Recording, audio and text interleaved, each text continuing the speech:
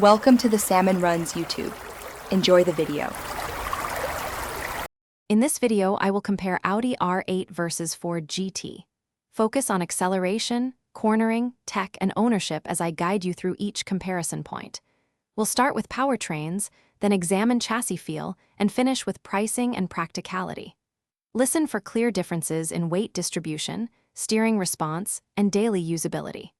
I will highlight where each car shines and where compromises matter for real buyers. Stick around for a quick mid-video break with a useful product tip. We start with performance, comparing engine character, power delivery, and lap capability for each car. Expect discussion of throttle response, turbo lag versus naturally aspirated feel, and how traction systems alter launches. I'll describe braking stability, weight transfer, and how each car behaves on fast sweepers versus tight corners. Pay attention to how driver aids change the experience and the trade-offs between absolute speed and usable confidence on public roads. If you are finding this comparison helpful, please subscribe and like to support the channel and see more deep dives.